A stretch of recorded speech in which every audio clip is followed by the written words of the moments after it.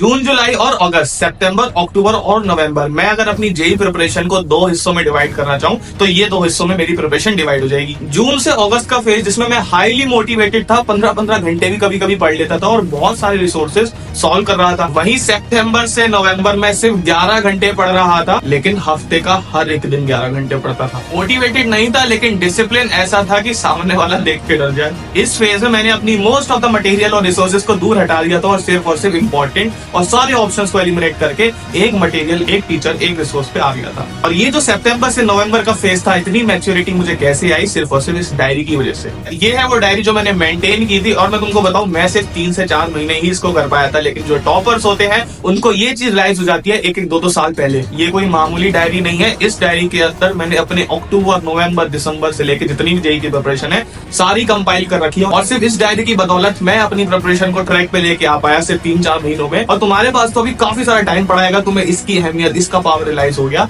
तो I think तुम कोई भी रैंक निकाल सकते हो पेपर में। अब भैया इस डायरी में है क्या? तो देखो, जब भी मैं यूजली अपने जेईई की प्रिपरेशन के टाइम में 4 बजे सोता था रात के, तो यूजली मेरा रूटीन क्या होता था, अगर मैं 4 बजे बेड पे जा रहा हूँ तो 3:30 बजे अगले दिन के जो भी टास्क होते थे 12 घंटे के, वो मैं सारे के सारे डायरी में लिख लेता था।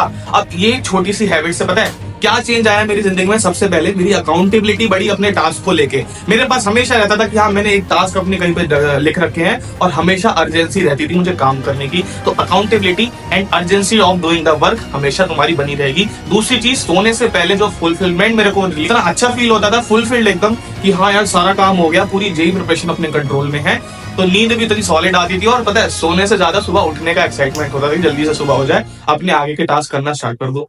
और एक तीसरी चीज जो कि अभी तक मेरे बहुत काम आती है, बहुत प्यारा डिसिप्लिन सेट हो गया, एक बहुत प्यारा रूटीन सेट हो गया इस डायरी को मेंटेन करने की वजह से।